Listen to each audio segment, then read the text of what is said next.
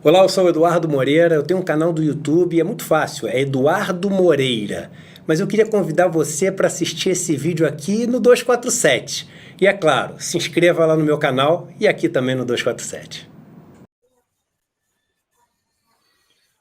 Olá, meus queridos amigos, minhas queridas amigas, bem-vindo ao nosso encontro diário, bendito encontro diário que tem acontecido quase todos os dias, menos domingo, né? O dia que fizemos o nosso combinado, que é o dia de eu poder me recolher aqui um pouco para poder estudar e estar com minha família. Tem sido dias aí super intensos em termos de estudo, em termos de busca, em termos de entendimento de tudo isso que está acontecendo, tudo isso novo em todos os sentidos, é novo em termos científicos, é novo em termos econômicos também. Mas já teve lá atrás pandemias parecidas, mas a economia era diferente, né? Heráclito, se não me engano, aquele filósofo grego que falava que uma pessoa não se banha duas vezes no mesmo rio, porque na segunda vez ela e o rio são diferentes, né? Pois bem, agora o rio é diferente, a economia é outra, a globalização, os vasos comunicantes que existem entre os países, as relações entre os países também, de comércio, as relações de dependência, tudo isso é outro. Então, isso tem exigido, assim, uma dedicação muito grande. Eu queria agradecer a todos vocês que têm sido super parceiros aqui, indicando o canal, muita gente vindo para cá, indicado por outros amigos. Eu queria até falar uma coisa interessante para vocês, que é o seguinte: quando a gente decide adotar essa estratégia, olha como o mundo é cruel hoje em dia, ele tenta te forçar, né, a propaganda, te forçar a ceder aos anunciantes, ceder aos patrocínios, e aí acaba te limitando, né, controlando sua narrativa. Quando você não coloca monetização no vídeo, ou seja, quando você decide não ter propaganda, como eu decidi, não ter propaganda, não ter anúncio, não ter esse tipo de coisa, o YouTube mostra menos o seu vídeo para as pessoas, sugere menos o seu vídeo para as pessoas, porque ele quer sugerir aqueles que têm propaganda, porque aí ele ganha dinheiro, né? Existe um conflito de interesse enorme aí. Então, o nosso espaço aqui, ele depende 100% de vocês ajudarem a divulgar o espaço, de vocês chamarem amigos e amigas aqui para o espaço, de vocês compartilharem, de vocês curtirem aqui o espaço. Então, eu peço sempre a vocês isso, nosso combinado, para a gente nunca ter propaganda, né? E você compartilhar, você indicar para o amigo, isso não te custa absolutamente nada, e a gente pode continuar com esse espaço 100% independente aqui. Vocês do Facebook também, bom dia, muito obrigado por todos vocês aqui. Já estamos batendo aqui com 2 minutos, mais de 500, quase 600 pessoas, então quando a gente bate esse nível, a gente sempre combina o seguinte: todo mundo, se puder, por favor, dá um like, né? O único favor que eu peço para vocês durante esse nosso encontro. YouTube, todo mundo dando um like. E no Facebook, todo mundo que puder. Gente, eu peço isso no Facebook, eu sei que dá para fazer mais. A gente tem feito pouco, e eu peço isso de coração mesmo para vocês, que é a única ajuda que eu posso pedir para vocês. Deem um compartilhar no vídeo, que não custa nada. Já temos aqui quase 1000 pessoas online. Eu queria apresentar para vocês já devem estar vendo aí, do outro lado da tela, quem vai estar comigo ao longo de toda a live hoje, é o Reinato Meirelles. Ele é fundador do Instituto Locomotiva, do Instituto Data Favela, e é um grande estudioso também, não só de Brasil, como de mundo, e está acompanhando com muito interesse, muita preocupação também, tudo isso que tem acontecido no mundo. É um cara super inteligente, lúcido, brilhante aí, e com uma história que muitos de vocês já conhecem. E a intenção de trazer o Reinato é porque a gente precisa aqui, se a nossa intenção é oferecer uma nova narrativa independente, que não está atrelada nem constrangida por patrocínios, por propagandas, por verbas que te obrigam a ter esse ou aquele discurso. Então a ideia é trazer dados, né? E quando a gente traz dados através desse estudo que eu acabo tendo, enfim, o dia inteiro buscando informações no mundo inteiro, nas fontes que eu acho as fontes mais fidedignas, assim, mais factuais, mas também trazendo pessoas que trabalham com dados, então trazendo cientistas, trazendo economistas, e não existe trabalhar mais com dados do que o que o Renato faz. Ele tem uma empresa que só faz isso e faz, além de fazer muito bem, faz onde os outros não costumam fazer, né? Então, queria dar boas-vindas aí ao Renato e já abrir para ele dar a saudação aí para as pessoas. Super obrigado pela chance de estar aqui papeando com você e com todo mundo que te segue, Dudu. É um prazer estar dividindo com vocês os estudos que a gente tem feito sobre o corona, não só com a população brasileira, mas em especial com os 13,6 milhões de brasileiros que hoje moram em favela. Né? Favela parece algo espalhado, meio difuso no Brasil, um retrato estético da nossa desigualdade, mas se 13,6 milhões de pessoas significa dizer que se existisse um estado da federação chamado Favelas Brasileiras, seria o 5º maior estado do país. Eu tenho mais favelado que gaúcho no Brasil. E é sobre a realidade dessas pessoas que a gente vai estar conversando hoje também. Legal. E a gente vai até falar sobre os primeiros dados preocupantes em relação à periferia de São Paulo que estão sendo divulgados. A gente vai começar aqui falando um pouquinho do que está acontecendo no mundo. Nosso poucas notícias que formando, né? Como foi domingo, minha folga. Então a gente vai falar as notícias de sábado e domingo. Só te pedir para botar no mudo, Renatão, porque senão fica um eco aqui para a turma. Beleza? Então a gente vai falar dessas notícias que aconteceram sábado e domingo, né? Trazer para as pessoas um pouco aí desse panorama, não só do coronavírus, como também até um pouquinho dos mercados. E vai entrar no Brasil. Mas falando lá de fora, eu vou fazer uma pausa aqui no meio para pegar um pouco a sua visão aí sobre o que está acontecendo. Bem, gente, falando de mundo, o mundo está com quase 1.300.000 casos confirmados de coronavírus, são 1.287.000 casos, e ultrapassou as 70 mil mortes. Sempre lembrando que isso são os números oficiais, os números registrados, e a gente sabe que o número real é muito maior do que isso, principalmente o número de pessoas que têm o coronavírus. Muita gente tem o coronavírus, não apresenta os sintomas, né, em torno de 80% das pessoas. Quem não apresenta o sintoma não vai nem no hospital para fazer o teste, e, enfim, para se tratar. E mesmo o número de mortes. Você tem o Brasil, por exemplo, para pegar um caso que é familiar a todo mundo, a gente tem no Brasil, hoje em dia, o número de casos suspeitos oficiais, ou seja, que estão suspeitos ali nos registros, etc., e que alguns deles vão ser analisados, mas a maioria deles não, porque existe hoje em dia uma portaria dizendo que os casos por coronavírus não devem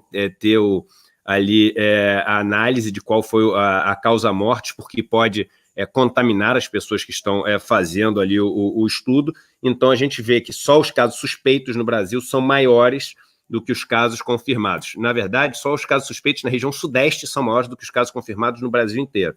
Então, mas é importante isso para a gente ver aquela tendência, e já falando de tendência, vamos ver aquele gráficozinho que a gente mostra todos os dias, uma notícia que não deixa de ser boa, olhando esses gráficos. Então, a gente está vendo aqui a curva logarítmica do número total de mortes, a gente ainda mostra aquela exponencial, quando a gente bota na escala logarítmica, vê o ritmo de aceleração dessa curva, e vocês vão ver que ela começa a fazer uma curvatura um pouco para baixo. Aqueles mais atentos vão conseguir ver. No próximo gráfico, isso fica mais fácil de observar, que esse gráfico aqui vê o número de mortes novas a cada dia. Então, quando a gente dá um zoom, a gente vai ver que nos últimos dias, no mundo, pelo menos no último dia, você tem uma queda relevante. Isso a gente pode ver, cadê? Aqui, nesse dia aqui, a gente já tinha tido uma queda, e aí depois volta a subir bastante. Então, ter um dia de queda não dá para dizer que a gente tem uma tendência, né? Mas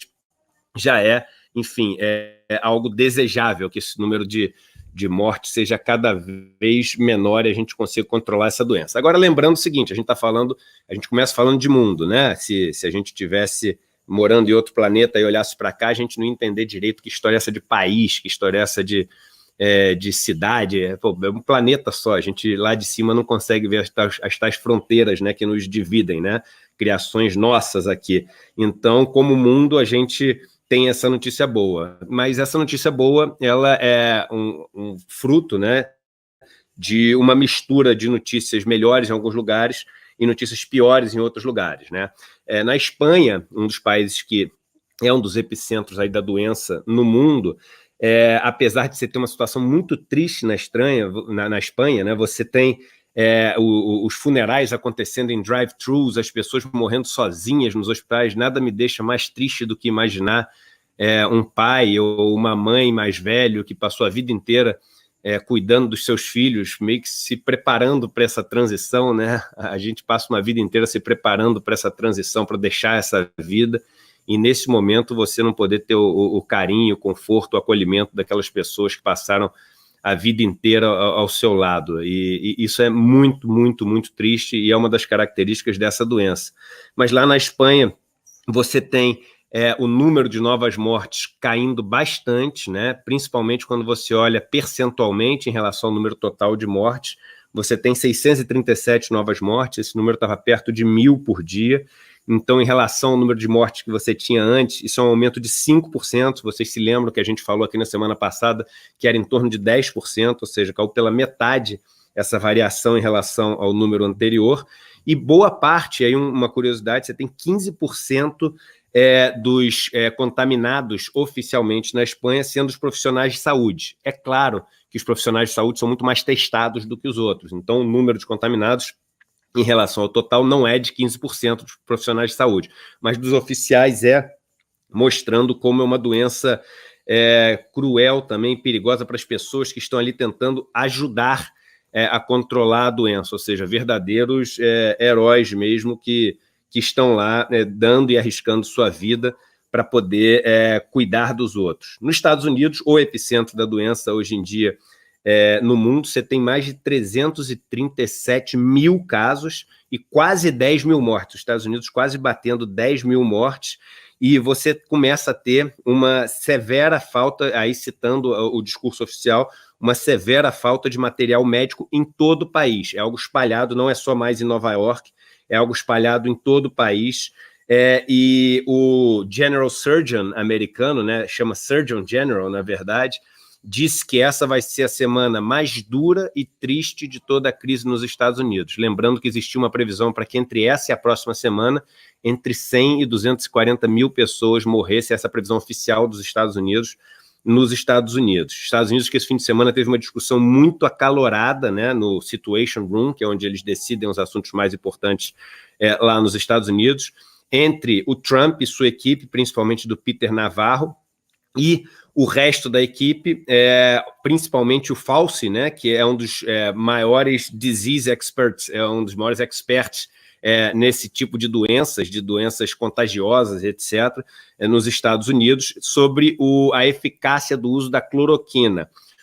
Esse Dr. Fauci falando que ela não tem os resultados comprovados ainda e é muito arriscado adotá-la como algo dado, algo científico que pode curar e ter esse discurso oficial de que pode curar, e o Trump e o resto da sua equipe bancando que não, vão adotar esse discurso que é sim a cura, e isso, segundo todos, gerou uma discussão muito acalorada nos Estados Unidos. O Boris Johnson deu entrada no hospital, ele já está com a doença há bastante tempo, já passou a fase onde ele deveria ter melhorado da doença, então apesar de não ter criado alarde nenhum, né, ele entrou no hospital e disse que só como precaução, como o negócio não melhorou ainda, ele vai se hospitalizar para já estar no hospital.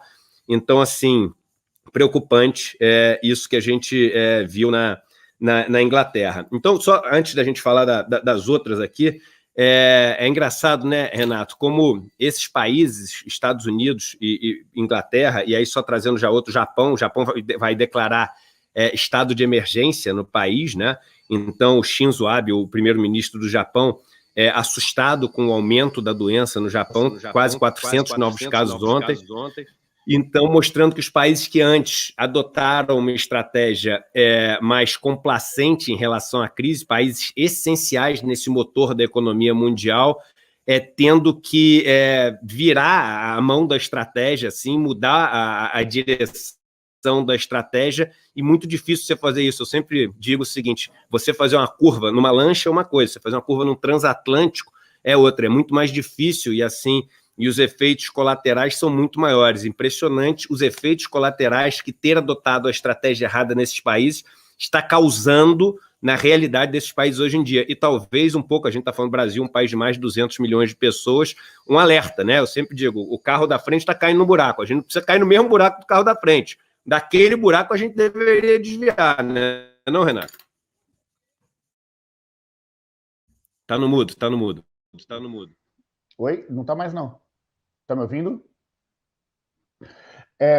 Eu super concordo contigo que nada menos imbecil do que não repetir o erro dos outros, né? A gente teve aí nesses países primeiro um processo negacionista, né, de tentar dizer que era que a versão estrangeira da nossa gripezinha, né, do que o presidente aqui falou sobre gripezinha, mas falando que isso não ia acontecer. O Trump falou que acabaria, primeiro não precisaria de quarentena, que depois a quarentena acabaria na Páscoa, e agora está sendo obrigado a estender isso. O Boris Johnson deu algumas declarações sobre o risco que isso teria para a economia e que, portanto, isso não poderia parar a Inglaterra. O Japão demorou para adiar as Olimpíadas, né? O Japão demorou para deixar claro que seria impossível ter as Olimpíadas esse ano, e olha que nas Olimpíadas todos têm histórico de atleta, né? Então, em tese, não seria um problema para a gripezinha. E estão pagando o erro de não ter tido essas medidas. Acontece que aqui no Brasil ainda se repete, se continua repetindo erros que podem, sem nenhum exagero, comprometer milhares de vidas para isso. E algo me diz que o que faz a economia voltar a crescer são pessoas, né? Então, mortos dificultam a economia voltar a crescer da forma que todos nós gostaríamos, né? Então, na prática, acho que o Brasil tem que aprender com o erro desses países, parar de insistir, de tentar achar que a vontade e a ideologia é mais forte do que é o vírus e tomar as medidas que, de fato, têm que ser tomadas. Só que nós temos um problema grande, Edu, que é assim, as medidas, quanto mais derem certo, mais vão parecer desnecessárias, né? Porque se o confinamento funciona, se as pessoas estão dentro de casa e a gente consegue, de fato, achatar a curva e não expor o sistema de saúde por uma sobrecarga, maior será a sensação das pessoas de que, olha, não está morrendo tanta gente, olha, não teve sobrecarga, então tudo bem sair da quarentena.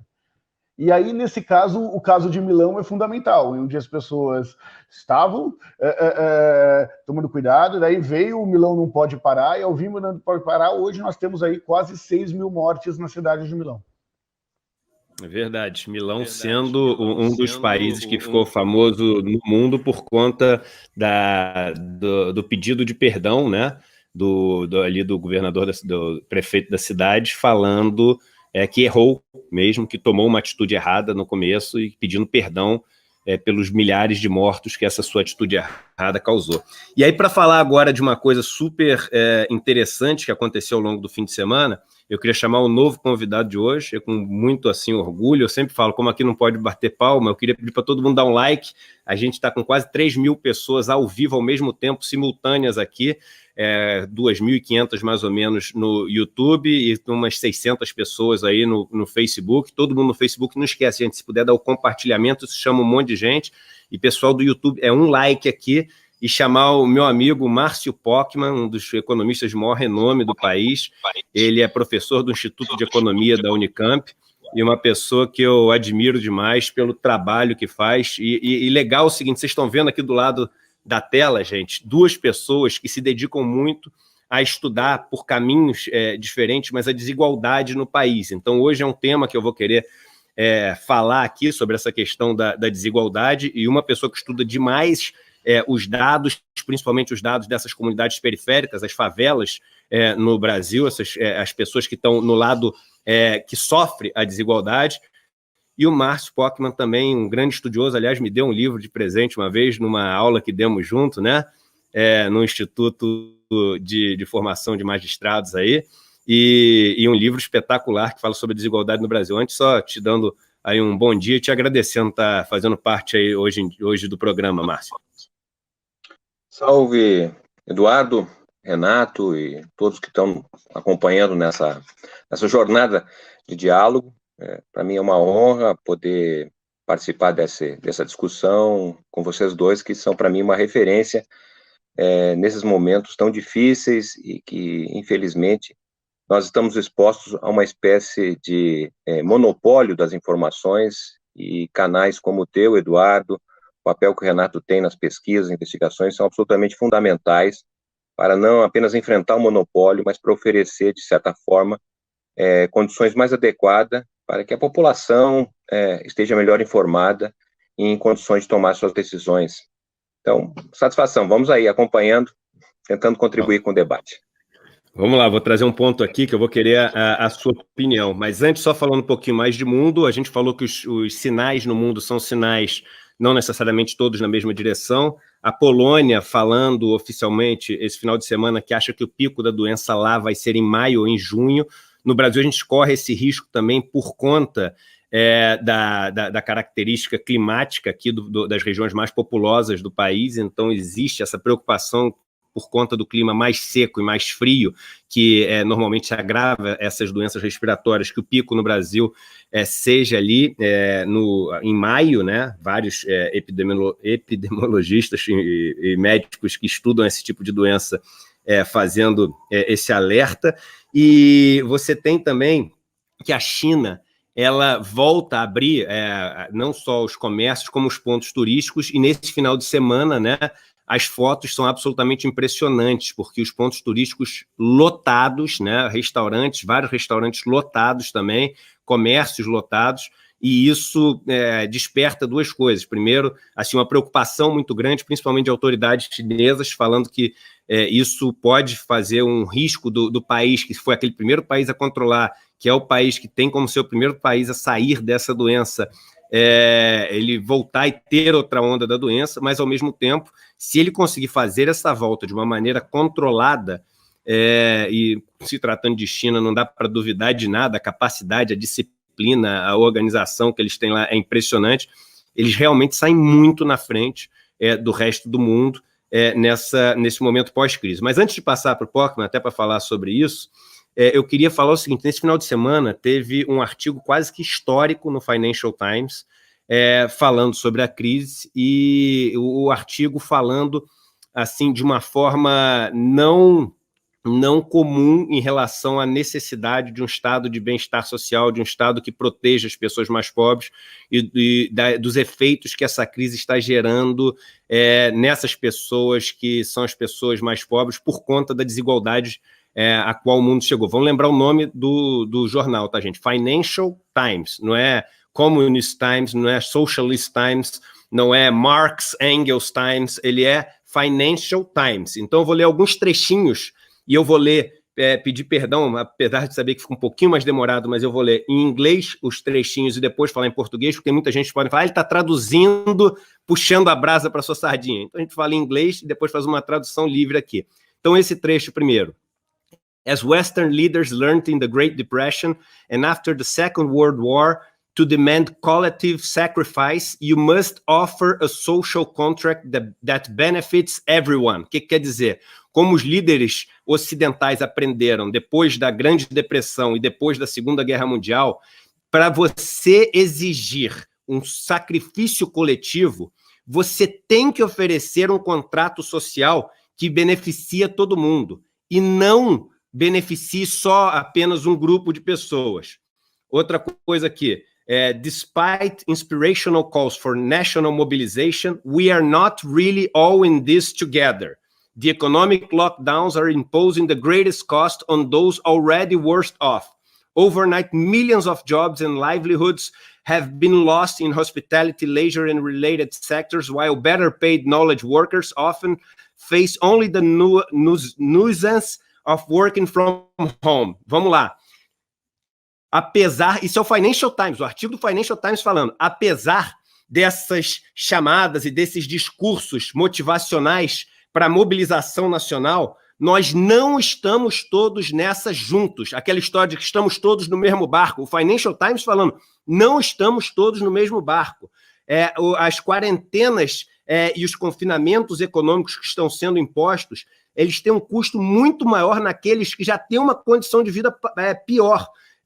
Milhões de empregos e milhões de vidas da noite para o dia estão sendo perdidas em setores como de turismo, de lazer e de outros setores onde você exige esses tipos de empregados que prestam esse tipo de serviços, enquanto outros tipos de empregos, que são os mais bem pagos e que existem trabalhadores que têm um grau de conhecimento e um grau de instrução maior, normalmente oferecem os benefícios de, por exemplo, trabalhar em casa. E aí mais 2 trechos só que eu queria falar. Countries that have allowed the emergence of an irregular and precarious labor markets are finding it particularly hard to channel financial help to workers with such insecure employment. Financial Times, de novo, falando, países que permitiram o surgimento de um mercado de trabalho irregular e precário e informal estão vendo como é difícil canalizar ajuda financeira para esses trabalhadores que não têm mais a segurança dos seus empregos e da formalidade. E, por último,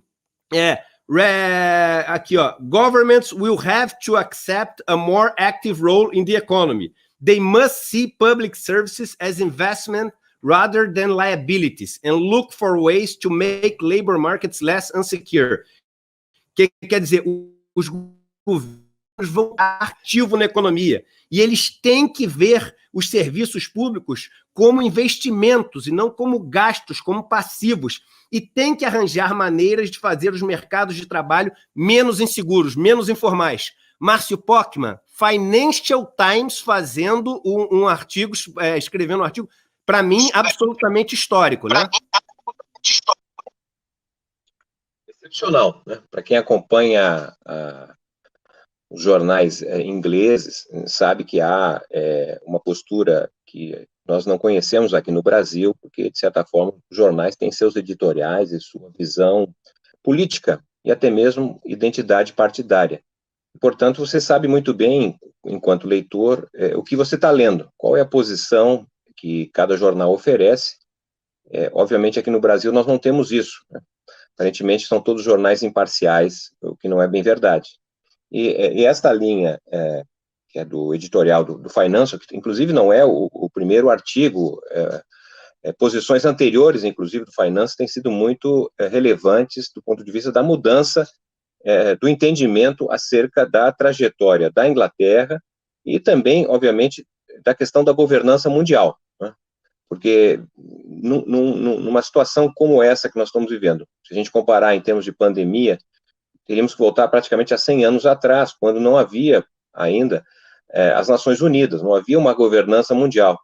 O segundo pós-guerra estabeleceu uma governança em torno da ONU, e percebo agora que não há nenhuma ação, digamos assim, de organizativa, de coordenação entre os países diante de um fenômeno que tem repercussão mundial, né? O que nós temos visto, basicamente, é a atuação importantíssima da Organização Mundial da Saúde, mas fora isso, né, de certa forma, nós estamos diante de um primeiro embate ao problema deste vírus, né, que é o enfrentamento imediato, a tentativa de evitar maior sofrimento humano, mas não há dúvida, assim como me parece ressalta esse artigo do Financial, que é justamente a necessidade de reconstituição do mundo em novas bases, né? Ir até, nesse primeiro parágrafo que você nos brindou aqui, trata justamente da perspectiva de um novo contrato social. Parece-me que, para a elite inglesa, ficou muito claro que esses últimos 40 anos, de certa maneira, declinaram em demasia o chamado estado de bem-estar social, né? Ele se instaurou na Inglaterra ainda no finalzinho da Segunda Grande Guerra Mundial, né? Houve uma eleição em 45, e o Churchill, que era, na verdade, um dos principais condutores da liderança inglesa e das forças anti-nazismo e fascismo, foi derrotado por um líder sindical, o presidente da central sindical inglesa, e que em 5 anos fez uma mudança, uma inflexão, do ponto de vista da economia e da sociedade, que, de certa maneira, permitiu que os governos que o sucederam pudessem, de certa maneira, implementar uma outra perspectiva do ponto de vista da convivência humana. E é nesse sentido que o próprio artigo destaca, não é, que para você poder exigir que todos façam o mesmo sacrifício, é importante que tenham o que oferecer a todos, não é? E reconhece, inclusive, que são justamente os mais pobres, os expostos, não é, à precarização, à flexibilização da legislação trabalhista, aqueles que atualmente estão tendo mais dificuldade de receber algum benefício de parte do Estado. Então, reafirmo novamente essa convicção de que o Financial chama a atenção da elite conservadora, mas também é fundamental que, do ponto de vista da esquerda, não é, nós tenhamos um protagonismo em relação à situação a qual nós estamos vivendo, né? E isso, a meu modo de ver, exige justamente trabalhar numa perspectiva diferente do que estamos oferecendo até agora. Quer dizer, obviamente que as medidas que estão sendo tomadas são importantes, vamos falar sobre isso em algum momento, mas me parece insuficiente para construir esse novo contrato social, um novo caminho, inclusive, olhando aqui a questão do Brasil. Passar rapidamente para o Renato, e só falando o seguinte, aqui no Brasil, o que a gente passou na sexta-feira, e eu tenho batido muito na tecla em relação a uma das medidas, né? Depois a gente vai voltar a falar isso com mais calma, que é a medida que permite o Banco Central comprar em definitivo títulos corporativos, ou seja, comprar em definitivo quer dizer o seguinte, o Banco Central se tornou mais um dos especuladores, podendo ter posição em carteira dos títulos especulativos que são negociados por telefone, sem referência de preço, no momento de crise, para ajudar os bancos. Não vai um centavo para nenhuma empresa. Se vocês que acham que ele está fazendo isso para ajudar as empresas, ele está fazendo isso para ajudar os bancos, né? E aí, nesse fim de semana, até mudou o discurso. Vários economistas, né?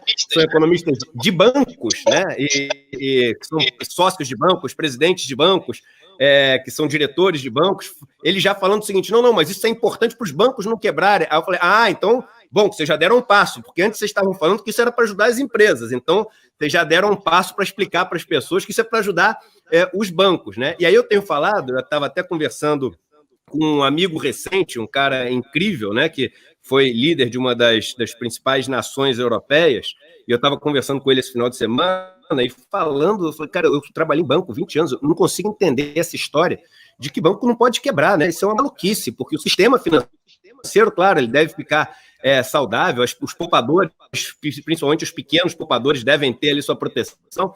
Agora, o setor que mais acumula lucro, que não produz absolutamente nada, que tem uma concentração gigantesca. Se no momento que as coisas ficam ruins, por causa das apostas que eles fizeram, eles sempre têm que ter ajuda, aí isso não é mercado. E são as mesmas pessoas que defendem o tal livre mercado. E aí esse amigo falou uma frase que eu achei espetacular. Ele falou o seguinte, Eduardo, é o seguinte, para mim, empresa que não pode quebrar não pode ser privada. Se não pode quebrar, tem que ser pública, né? Se é privada, tem que poder quebrar, senão tu não tem o mercado. Nem o que eles defendem é factível. Mas passando, Renato, antes de a gente entrar mais a fundo nisso, só passando para você aí rapidamente. Olha, Edu, Márcio, prazer estar com você aí, dividindo essa live, prazer enorme, fazia tempo que a gente não se via. Acho que tem uma questão clara de, no limite, qual é a função do Estado e o que justifica o Estado ter o monopólio da força. A função do Estado, e é isso falando sempre pela lógica da opinião pública, tá? Então, das pesquisas que a gente tem feito, 9 de cada 10 brasileiros acreditam que a principal função do Estado é oferecer igualdade de oportunidades.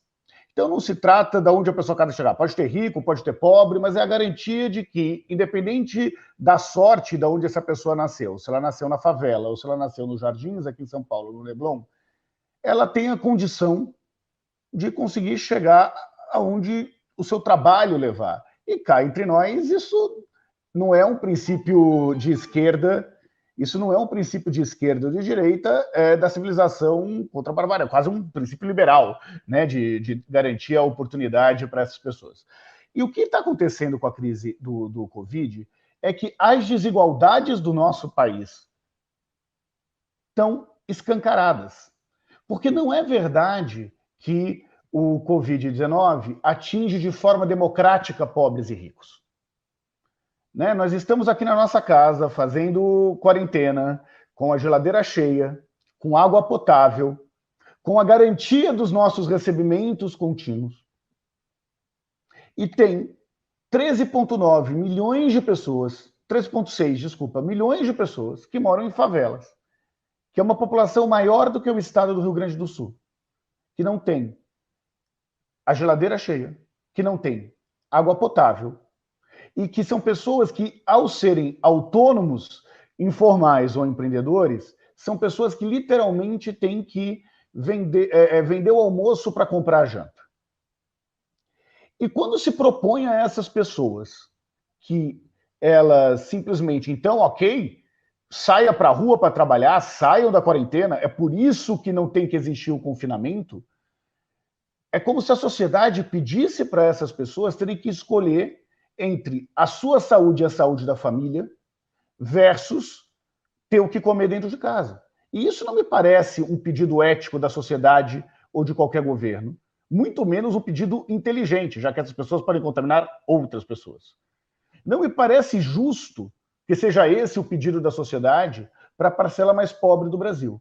Ok, Renato, então como resolver isso? Como grandes países capitalistas resolvem? Distribui dinheiro. Distribui dinheiro. Não é distribuir só comida, é distribuir dinheiro. É disso que nós estamos falando, de um amplo processo de distribuição de renda para garantir com que as pessoas não morram enquanto não podem sair de casa. Eu vou dar um exemplo claro, só um número aqui para dividir com vocês da nossa última pesquisa de favela. 72% das mães que moram em favela não tem nenhuma poupança. Nenhuma. Um único dia sequer de poupança, de dinheiro guardado. E não porque elas gastavam muito dinheiro, é porque não ganhavam o suficiente para conseguir guardar. Deixa eu repetir, porque eu acho que ficou falhando, e essa é um dado... Repete, por favor, Renato, que isso é importantíssimo. Ficou falhado, e esse é um dado importante. Claro. 72% das mães... 72% das mães que moram nas favelas não tem um único dia de dinheiro guardado, um único real guardado. Não tem poupança. E elas não têm poupança não porque eram perdulárias, porque gastavam mais do que ganhavam, era porque não ganhavam o suficiente. Na prática, isso significa que se ela não está tendo condições de sair na rua para trabalhar, ela não vai ter o que comer dentro de casa. O outro dado da nossa pesquisa mostra que hoje, no dia de hoje, 1/3 das mães já estão com dificuldade de colocar comida para suas famílias. 1/3. Um mês de quarentena faz com que esse número chegue a 92%. Edu, eu e Márcio, eu sou pai de uma menina de 5 meses. Se faltasse comida para minha filha, eu ia fazer o que fosse necessário para garantir que ela não morresse de fome. Na favela não vai ser diferente. Ou se tem distribuição de renda nas favelas, ou nós corremos um sério risco de ter convulsão social vindo desse território. No México, você começa a ter saques nos supermercados. Eu estava ontem conversando com um amigo que é ator, né, e mora lá no México. É um cara que está sempre entre a cidade do México e as cidades mais importantes lá do país, e ele falando que todo mundo confinado, mesmo problema, uma população pobre muito grande, e você começa a ter saques, começa a ter esse tipo de preocupação. Márcio, eu vi que quando eu falei a história dos títulos privados, você ficou se coçando aí para falar, então antes de eu ir para frente, vamos aproveitar para não perder o embalo, queria a sua opinião sobre isso. E muita gente perguntando, mas é engraçado que no Brasil a narrativa é tão forte, né? Você vai ver, abre o Jornal Nacional, não aparece o Pockmann falando, não aparece meu amigo Faniani, aparece só os economistas dos grandes bancos. E as pessoas, mesmo as mais pobres, aquelas que pagam 300% de cheque especial por ano, elas ficam assim, absolutamente reféns de uma situação, e elas são as que mais...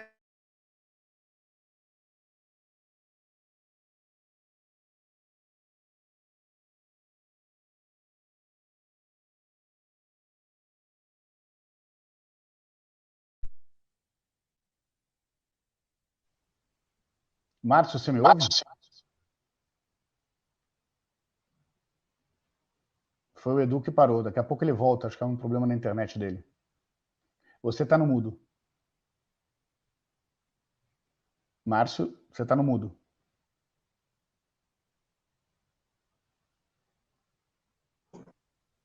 Agora deixei de ficar mudo. Pronto.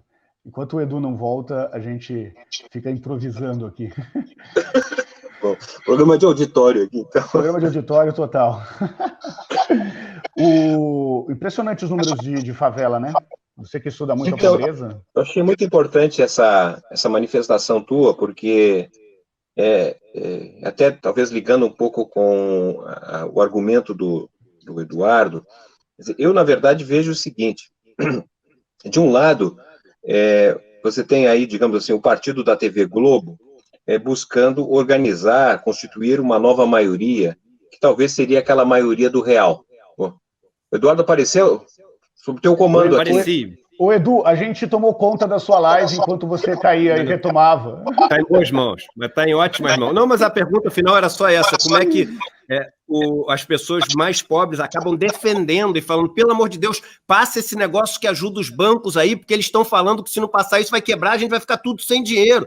Ajuda a gente, ajuda os bancos, porque ajudando os bancos você está ajudando a gente. Então, isso que é um discurso que eu ouço muito nos chats, etc. E eu entendo essas pessoas, eu não fico com raiva delas de jeito nenhum. Eu me sinto absolutamente compassivo, é completamente legítimo. O cara já está na pior, né? E falam para ele que se não passar a reforma da Previdência, se não passar a reforma trabalhista, se deixar um banco quebrar, a vida dele vai ser um caos, como se não já fosse um caos, né? O cara, ele realmente pega e começa a defender os seus carrascos. Era sobre isso que eu queria passar para você.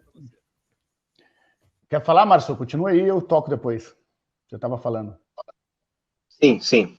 Então, o que eu gostaria, na verdade, de talvez combinar as duas falas muito importantes, eu vejo um pouco do ponto de vista estratégico do controle do país. Hoje, nós estamos basicamente diante de três grandes eixos, eu acho. Um, que o próprio Eduardo chamou atenção a respeito do desfile de economistas liberais, aparentemente convertidos, pela Rede Globo. Me parece que a Rede Globo está tentando, na verdade, organizar uma espécie de uma nova maioria política que se assenta àquela maioria do real, lá dos anos de 95, né, que foi, digamos assim, importante naquela transição de um país com muita inflação, desorganização. Então, a Globo, na verdade, recupera esses economistas, né, e, de certa maneira, vai dando um alinhamento em termos do que pode ser feito como uma alternativa crítica ao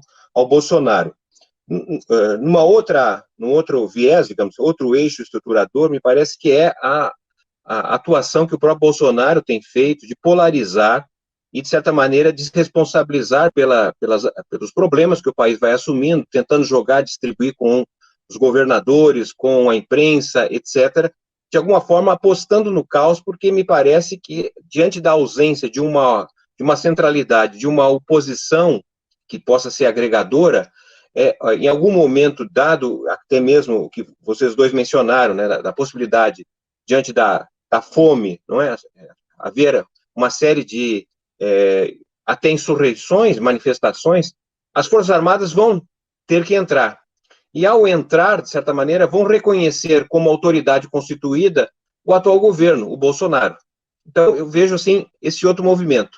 E o terceiro movimento, me parece que é um movimento de espera, que tem a ver justamente com o aprofundamento da gravidade no Brasil, que é um pouco o papel das igrejas, digamos assim, das milícias e do crime organizado, porque essas três instituições estão muito presentes, digamos assim, nas localidades mais vulneráveis do país, onde o Estado se afastou.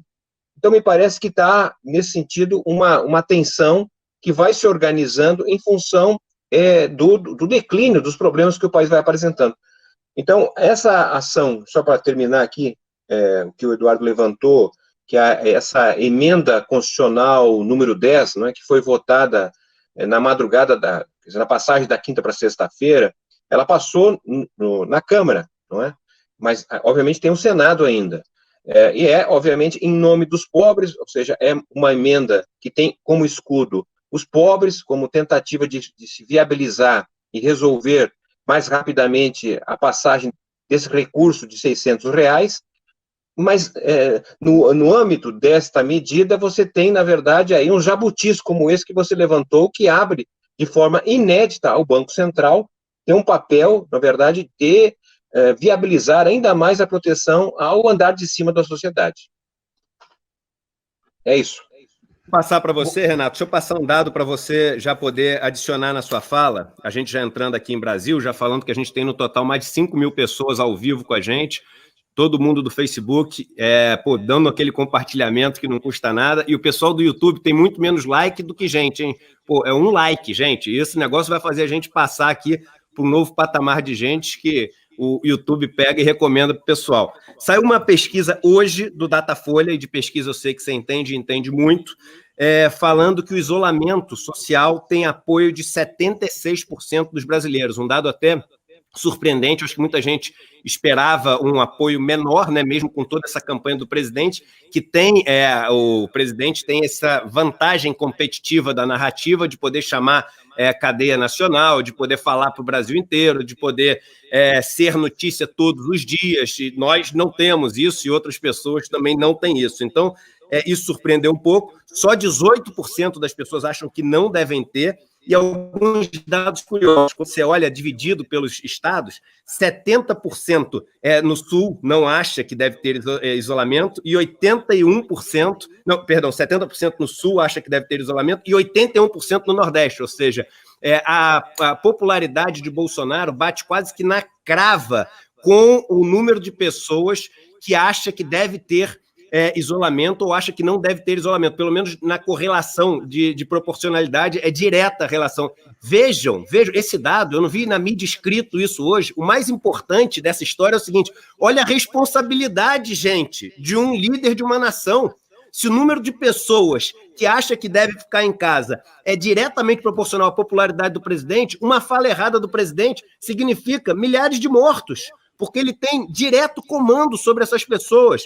E aí, citado essa questão das igrejas, e o Brasil tem uma característica, eu sou uma pessoa, hoje em dia, né, eu já oscilei vários momentos na minha vida, mas eu sou uma pessoa extremamente religiosa, e sou mesmo.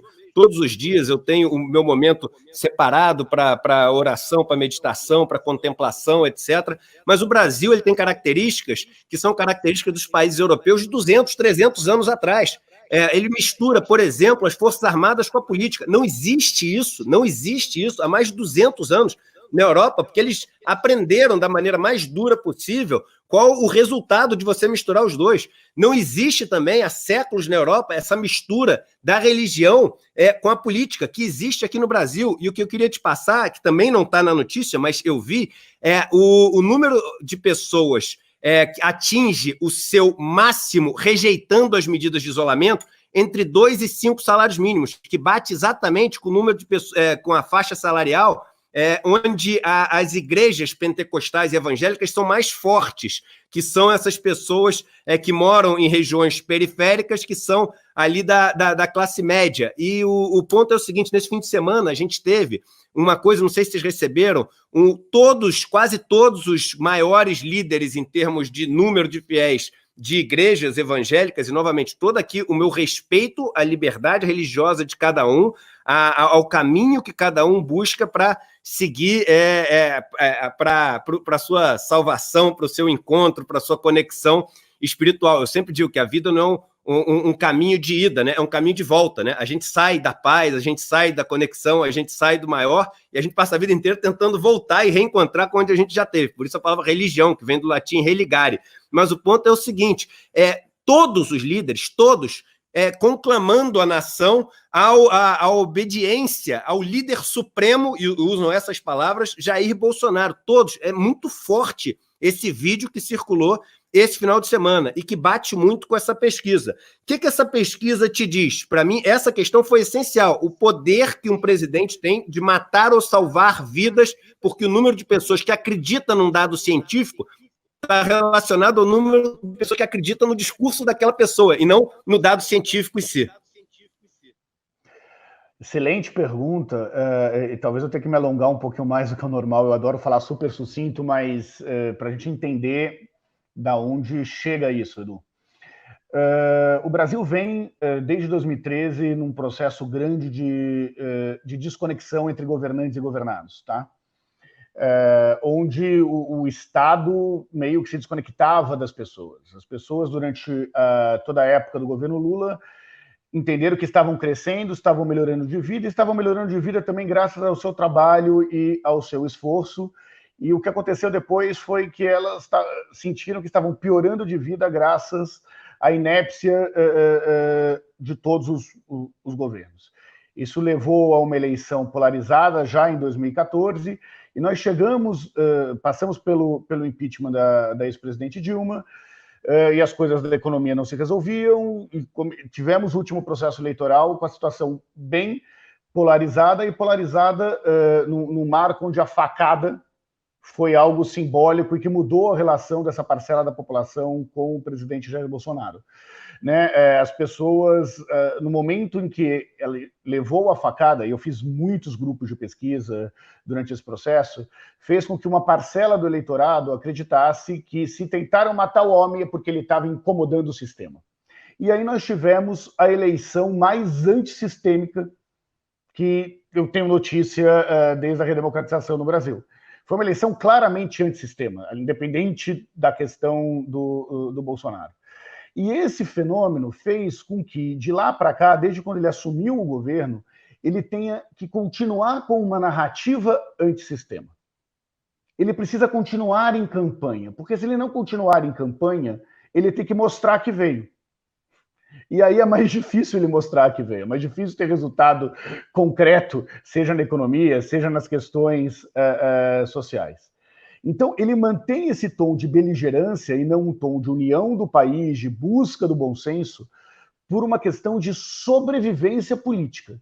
E sobrevivência num cenário eleitoral em que ele tem uma direita com mais verniz, que é o caso do Witzel e é o caso do Dória aqui em São Paulo, que tem um potencial grande de pegar uma parcela do seu eleitorado num segundo turno contra uma candidatura do campo mais progressista. Né? Então, ele joga para uma situação de que no segundo turno as pessoas não vão ter escolha e voltam para mim. E é uma situação que faz todo sentido do ponto de vista eleitoral. A questão é que ele coloca o ponto de vista eleitoral na frente de vidas humanas. E esse risco é enorme, seja para a sociedade e, com o tempo, para a própria popularidade dele. Por que temos panelaços hoje da classe média tradicional contra o governo Bolsonaro? Porque como o Covid chegou por pessoas que estavam vindo da Europa e atingiu primeiro pessoas da elite, de uma elite que concordava até então com o Bolsonaro, ou relevava os absurdos todos que esse governo falava, falando, mas tem o Tarcísio, mas tem o Paulo Guedes, mais.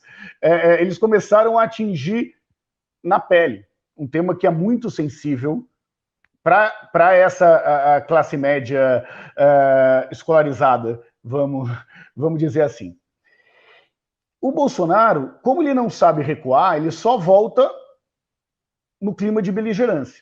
E isso cria uma situação, juntando com a questão das igrejas evangélicas, que coloca milhares de vidas em risco, a saúde de milhões de pessoas em risco. Agora, esse público, e é bem importante a gente ter claro isso, esse público evangélico já foi um público que elegeu e reelegeu o presidente Lula.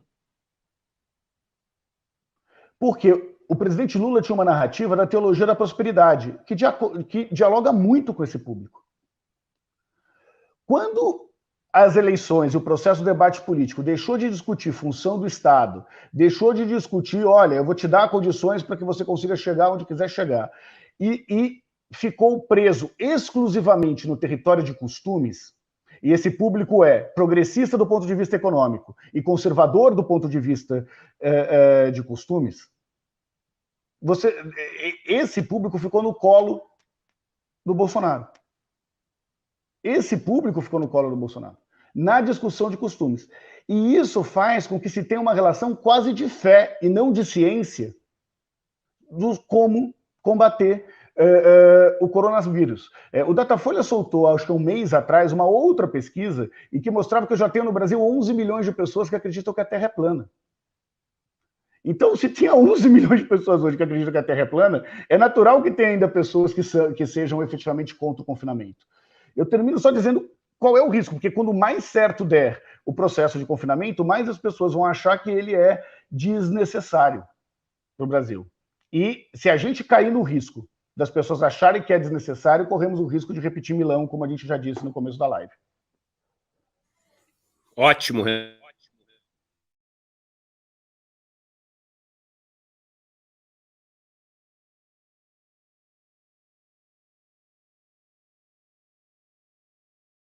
Edu, não estamos ouvindo. Exatamente. Edu, não estamos ouvindo. Alô? Estão me ouvindo? Voltando. Agora sim. Agora sim. Tá. Não, eu falei que eu vou separar esse trecho, porque que você falou, que eu achei um trecho muito bacana, uma aula aí do que aconteceu, né, ao longo dos últimos anos. Eu acho que seria muito legal a gente ter isso separado para poder divulgar para as pessoas.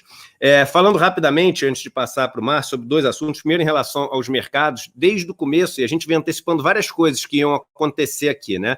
Desde o começo eu vinha falando para as pessoas o seguinte, olha, vamos ficar de olho nesse gráfico da doença, da evolução da doença, do número de mortes no mundo, etc., porque o mercado vai estar seguindo isso como sendo isso a crise, né? E não deu outra. Todos os dias que o mercado dá uma acalmada, o mercado sobe. Hoje o mercado está subindo bastante, muito por conta desses dados do final de semana que eu falei, globais. O que, de certa maneira, me parece um erro, né? Porque a gente depois vai entrar numa outra fase agora de como é que é o novo rearranjo do tabuleiro, né? E como é que cada país está diferente. O número de mortes no mundo está diminuindo, e se por causa disso tem alguns países que estão conseguindo vencer a doença, estão subindo, não quer dizer que no Brasil a situação está controlada e por conta disso a empresa brasileira XYZ tem que subir de valor. Mas como os mercados têm muito essa correlação, no começo vai ser assim, e eu já tinha antecipado que isso ia ser assim que ia funcionar. Então, hoje o mercado lá fora, seguindo essa correlação entre o grau da doença e o valor das bolsas de valores, o mercado subindo bastante hoje. E eu queria passar para o Márcio falando o seguinte, hoje,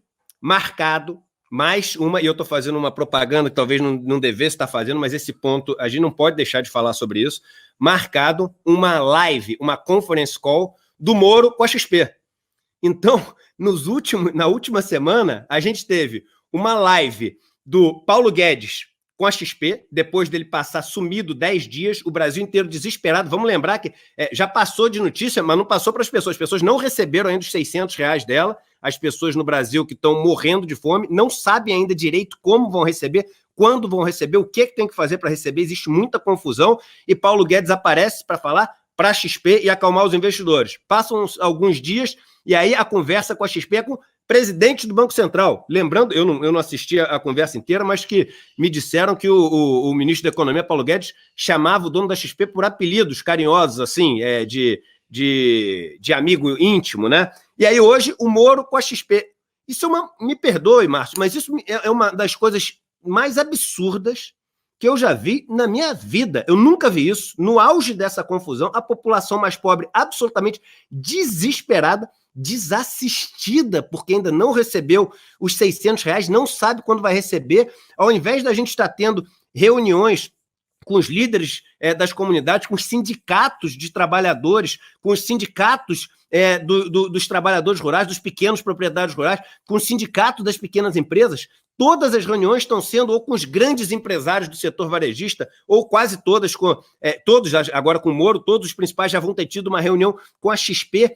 Que loucura é essa, Márcio? Como é que isso não causa uma indignação das pessoas? Falar, chega, esse negócio não pode continuar assim, porque as pessoas, é o artigo do Financial Times, a gente termina o programa voltando, a gente não pode exigir dando benefício para meia dúzia de pessoas. Não pode. A história já mostrou que você não pede um sacrifício de todos se não mostrar um contrato social que atenda a todos. Mas é isso que a gente parece que está mostrando. A gente está exigindo o sacrifício de todos e oferecendo um contrato social para poucos. O orçamento que foi aprovado lá na semana passada é um orçamento de guerra que faz o seguinte, olha só, eu tenho investidores tranquilos que isso tudo que a gente está fazendo de ajudar os mais pobres, de aumentar os gastos, etc., é só durante durar a crise, tá?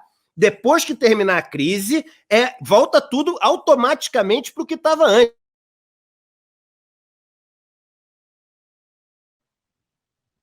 De novo. Oi, Márcio.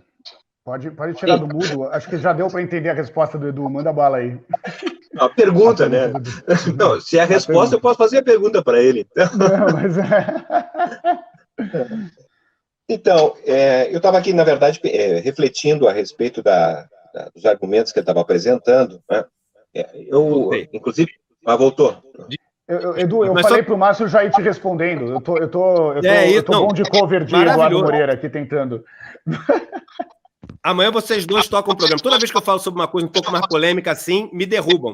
Pode ser uma super coincidência, mas vocês podem ver que todas as vezes que eu caio, eu estou falando alguma coisa mais polêmica. Novamente, pode ser coincidência, o nosso estatístico aí depois vê qual a chance de ser coincidência. Mas então é o seguinte, o orçamento já foi colocado como orçamento de guerra, ou seja, depois vai voltar tudo como era antes. A gente está fazendo uma exigência de um sacrifício de todos e oferecendo um contrato social para poucos. Não é isso, Márcio? Sim, até vinculando um pouco os teus argumentos com o do Renato, quando faz uma retrospectiva do que ocorreu no Brasil pós-2013, que eu concordo, inclusive, adentraria o seguinte: eu acredito que o que aconteceu em 2016 praticamente estabeleceu o fim do ciclo político da nova república, né, que foi caracterizado pela presença de governos, de presidentes, que sustentaram seus governos numa espécie de conciliação de classes. Praticamente todos os segmentos sociais estiveram, de alguma forma, direto ou indiretamente, lá representados, né? Por um lado, mais, ou por outro lado, político ou ideológico, mas foram governos que buscaram a conciliação e, de alguma forma, sempre explicitaram no argumento a ideia de uma república, de um presidente republicano, né? O que nós temos visto, a meu modo de ver, pelo menos depois de 2016, é o desaparecimento da perspectiva republicana, não é? E, de certa maneira, governos que estão cada vez mais caracterizados com uma perspectiva classista, de uma classe que está lá representada. Ele não está preocupado com as classes no seu conjunto da nossa sociedade. E entendo que o que está sendo feito no governo Bolsonaro é uma espécie de concessão para os miseráveis. Alguma coisa precisa ser feita, então está sendo considerado isso. No balanço que eu tenho aqui, de acordo com as medidas que foram tomadas pelo governo, até sexta-feira, nós tínhamos alguma coisa em torno de 1,5 trilhão de reais, considerando aquele 1,2 trilhões que o Banco Central já havia disponibilizado, em recursos que foram anunciados. Ou seja, nós temos praticamente a cada 10 reais, 8 já são direcionados para o andar de cima, e 2 para o andar de baixo, né? Bem, e acredito que, concordando contigo, inclusive, que o pior, infelizmente, ainda não passou, porque o coronavírus, não é, ele veio, de certa maneira, trazido de fora, do exterior. Ele chegou pelo aeroporto, ou chegou pelo porto, não é, e se localizou, basicamente, nos segmentos da sociedade que dispõem de recursos para poder viajar. E quando há um geoprocessamento, nas cidades que foi possível fazer o geoprocessamento dos infectados, ele mostra uma certa concentração em bairros privilegiados das cidades. Agora, isso talvez aí que tem a ver há um mês atrás, não é?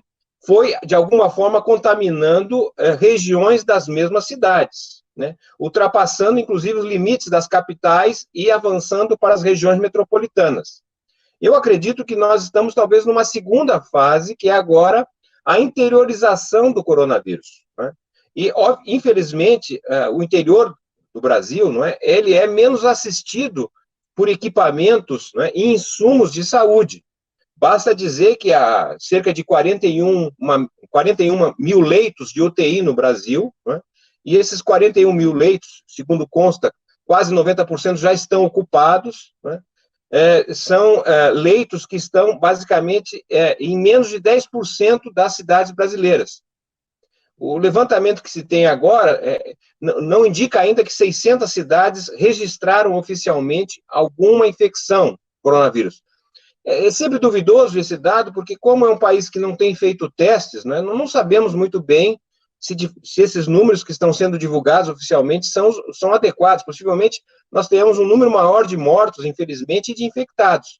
Mas o que temos de dados oficiais são esses. Então, nós estamos passando por uma segunda fase, que é possivelmente a interiorização da presença das infecções do coronavírus, onde, infelizmente, nós detemos menos equipamentos médicos, né? Lembrando, inclusive, que programas anteriormente de êxito, né, que eram mais médicos, né, que era a presença de médicos no interior do país, em regiões distantes, a farmácia popular, né, com disponibilização de remédios, etc., tudo isso foi sendo desconstituído e, portanto, o país está expondo, não como no caso inglês, não é que fica claro o quanto o welfare state lá foi desconstituído, mas aqui vai ficando exposto às carências que nós temos na saúde brasileira, infelizmente.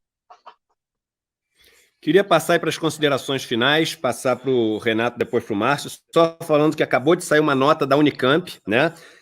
Instituição da qual aí o Márcio Pocman faz parte como professor e pesquisador, mostrando que nas análises que eles fizeram, essa nova regra que vai permitir que as jornadas sejam diminuídas, os salários sejam diminuídos e parcialmente recompostos pelo governo, a gente pode ter uma queda da massa salarial dependendo do número de empresas que tem uma adesão aí a essa proposta do governo de 10% a 30% no setor privado. Isso com impacto muito grande fiscal também, ou seja, a arrecadação acaba ficando muito menor, porque você tem uma demanda que também é diminuída, porque essas pessoas têm uma renda muito menor. E o que eles mostram no estudo, eu não tive tempo de ler, ele chegou 2 minutos antes da gente começar aqui na nossa conversa, eu só vi ali a chamada, é que você com um gasto um pouco, e bem pouco maior, se não me engano, menos de 0,5% do PIB, você conseguiria ter uma reconstituição muito maior dos salários das pessoas, ou seja, uma queda muito menor da massa salarial, tendo efeitos muito menos danosos para a economia. Novamente, esse fiscalismo quase doentio do governo penalizando os mais pobres, salvando os mais ricos e fazendo com que a economia, no médio prazo, fique em xeque. Só lembrando que é engraçado, né, me veio na cabeça agora, é muito parecido com essa fórmula de gerir empresas moderna, né? Os novos gestores, eles fazem a gestão do próximo trimestre, porque são pessoas que vivem ali do bônus do trimestre, do bônus do semestre, então eles deixam de olhar as empresas no longo prazo e passam a olhar as empresas no curtíssimo prazo, né? Engraçado como a gestão de país, né, a gestão de Estado passou a ter esse viés, que foi um viés que tomou conta das empresas e acabou destruindo várias empresas aí. Considerações finais, Renato, e depois a gente passa direto para o Márcio, a gente pode passar direto. Vamos lá. Primeiro, obrigado super pela oportunidade, é um privilégio estar com vocês, aprendendo aí sobre os efeitos da economia na sociedade e conversando sobre essa situação bem ruim que todos nós estamos vivendo graças ao Covid, que se acentua pela ausência de uma direção nacional no combate ao vírus e na redução das desigualdades. Mas eu queria terminar, talvez polemizando um pouco até. Polemizando no seguinte sentido, para mim esse não é um momento de verdade de divisão. Eu tenho conversado com vários CEOs de grandes empresas da indústria e do varejo. Eu vejo CEOs lançando movimentos para que não tenha nenhuma demissão durante esse processo. Eu vejo presidentes de grandes redes varejistas efetivamente se mobilizando para, mesmo com as suas lojas fechadas, conseguir manter a renda dessas pessoas. Não vamos achar que o cara da Havan é a média dos varejistas e do empresariado brasileiro. Não é. Não é. Eu vejo a importância de economistas que defendiam e defendem o Estado mínimo, falando que no momento de crise tem que colocar dinheiro na economia. Que não tem jeito, que ou se distribui renda ou não tenha saída para isso. Eu estou vendo a sociedade civil, independente das colorações ideológicas, se organizando com o terceiro setor, com organizações como a Central Única das Favelas, organizações como Gerando Falcões, organizações como a Feira Preta, para tentar, de alguma forma, fazer com que esses empreendedores não quebrem o seu negócio durante esse período. Acho que o que o Datafolha nos mostrou hoje é o que talvez seja a única boa notícia desse processo. Nós somos maioria. As pessoas que acreditam que a Terra é redonda formam a maioria. As pessoas que acreditam na necessidade ter o confinamento formam a maioria. Depois de muito tempo no Brasil, a gente está tendo condições de entender que a divisão não se dá como esquerda ou direita, mas como o que é civilizatório e o que é a barbárie. E nesse sentido, de demarcar o campo do que é civilização, nós temos uma rara oportunidade nos últimos anos de deixar o cara do sindicato do lado do cara da Central Única das Favelas, do lado dos grandes varejistas, do lado até dos bancos, que não querem, não podem ter os seus clientes morrendo nesse processo. Não o banco, os clientes, Edu. O que eu estou querendo dizer é que toda forma de diálogo possível encontra, nessa situação de calamidade pública, o espaço de ser ouvido, de conseguir, de fato, dialogar com isso. Porque se tem algo que hoje une as pessoas, é o combate ao corona. Isso une mais de 2/3 dos brasileiros.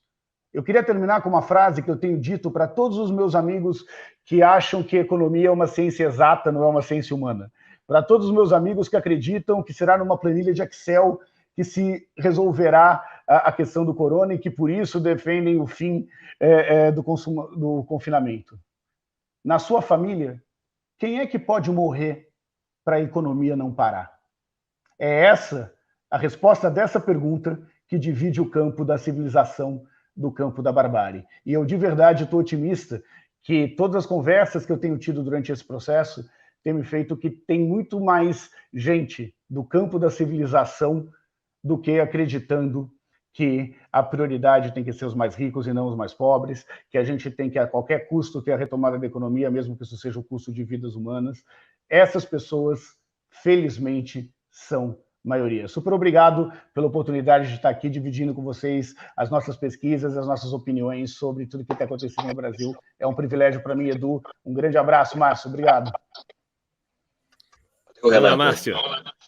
Pegar aqui o gancho da tua fala, que reconhece a formação, a existência de uma maioria nesse campo que você dividiu entre a barbárie e a civilização. Mais do que reconhecer essa maioria, de fato existente, é necessário, na verdade, consolidá-la, me parece, em termos dos desafios aos quais nós estamos submetidos. Uma tarefa inegável é responder ao imediato, ao que está transbordando de necessidade. Mas, para além disso, para não voltar até algo que o próprio Eduardo tinha chamado a atenção, que era o discurso do governo, dizendo que liberou o gasto público de forma temporária, porque, superado o problema, voltaremos à situação anterior. Acho que essa é uma questão, me parece, muito importante, que diz respeito a todos que têm responsabilidade no Brasil, evitar que nós voltemos à situação anterior, porque, de alguma forma, nós estamos muito contaminados com o chamado curtíssimo prazo. O país não tem um projeto de nação, não é? Nós estamos percebendo, por exemplo, o grau de dependência da estrutura produtiva brasileira hoje, que precisa importar produtos que aqui seriam plenamente possíveis de ser realizados. Não é? Uma espécie de convergência na maioria que estabelecesse um chamamento, por exemplo, às montadoras, que poderiam perfeitamente contribuir nesse momento, oferecendo uma produção rápida, imediata, né, de respiradores. Como está sendo feito nos Estados Unidos, por que nós não podemos ter aqui no Brasil? Um chamamento, por exemplo, às indústrias têxteis para a produção de material necessário à proteção dos profissionais que estão na linha de frente, e a população de maneira geral, porque não se encontra, eu diria assim, no comércio, mercado, material essencial para o exercício da produção. E nós temos uma indústria têxtil, não é? A mesma coisa, um chamamento à indústria fármacos, aos farmacêuticos, não é? A farmácia, um esforço, né, para poder produzir os insumos necessários. O Brasil já teve uma estrutura produtiva, industrial, muito mais avançada e complexa que tem hoje, foi se perdendo, eu diria assim, pelas políticas de corte neoliberal. Então, não podemos voltar ao passado, é preciso avançar. E para avançar, é fundamental ter uma maioria política, uma maioria na sociedade que entenda que o caminho civilizatório, não é? É, na verdade, uma reconversão produtiva, né? É uma reestruturação do Estado para poder dar um horizonte de credibilidade, um horizonte de sustentabilidade dos investimentos privados. Então, concordando contigo, Renato, e dizendo justamente da satisfação em poder compartilhar contigo essa oportunidade, e só o Eduardo é capaz de fazer. Então, um abraço também para o Eduardo, para todos que nos acompanharam. Vamos seguir em frente, apostando que o Brasil é muito maior do que a crise. Aquele abraço. Que alegria ter aí o Renato, o Márcio, que nos brindaram com tanta lucidez, com tantos dados, com opiniões tão relevantes nesse momento de país. E só falando o seguinte, Renato, você falou sobre a história de quem da sua família você deixaria morrer. Um dado interessante da pesquisa do Datafolha é o seguinte: quase a totalidade, ou seja, quase 90% das pessoas dizem que concordam com as aulas estarem suspensas. Sabe por quê? Porque ninguém quer ver o filho passar risco. Ninguém aceita ver o filho passar risco. Na hora da discussão, do bar, do debate, se é a favor da economia, se é a favor do Bolsonaro, se é a favor do Lula, se é a favor disso ou daquilo. Agora, na hora que fala do teu filho, você preserva a vida acima de qualquer coisa. Qualquer pessoa seria capaz de dar tudo que tem em troca da vida de um filho. Então, eu acho que esse dado da pesquisa do Datafolha, que 90% das pessoas concorda com as aulas suspensas, mostra que a gente ainda tem amor pela vida, e é no amor que a gente encontra a salvação, não é no ódio. Edu, eu sei que você já está encerrando, desculpa, mas eu não podia perder a oportunidade de estar aqui com todos os seguidores que você tem, de fazer um merchan do bem, tá? Desculpa mesmo, mas a cláusula é bem nobre. Manda bala. Convido a todos que estão assistindo para entrar no mãesdafavela.com.br, mãesdafavela.com.br, da Central Única das Favelas. Esse é um movimento que começou agora nesse final de semana, que tem o apoio de muita gente e que quer distribuir para mais de 20 mil mães da favela uma renda básica durante os 2 próximos meses. Tá? Então está recolhendo doações, essas mães estão todas cadastradas, nós estamos conseguindo fazer, começando esse final de semana e já distribuindo até quarta, quinta-feira, esse dinheiro já está chegando nas mães das favelas, o que mostra que o governo federal não está distribuindo a grana porque não quer, porque nós cadastramos 20 mil mães de favelas e já estamos distribuindo esse dinheiro. A CUF é uma entidade super bacana, super séria, e as mães da favela estão entre as mais vulneráveis, ajude as mães da favela. Desculpa ter usado o seu canal para fazer esse merchan, a gente não tinha combinado, mas eu tenho certeza que das várias causas que estão aí, essa é uma das mais interessantes, uma das mais bacanas de serem apoiadas. Lindo movimento, e precisamos todos, sim, ajudar. É um momento de servir, é um momento de se solidarizar, é um momento de compaixão, de dividir o sofrimento. A palavra compaixão, eu sempre falo isso, vem do grego, compartilhar o patis. Patis é sofrimento. Vamos compartilhar o sofrimento das pessoas, que fica um pouco mais leve para todo mundo. Um abraço e até amanhã, 10 horas da manhã. Valeu, até mais.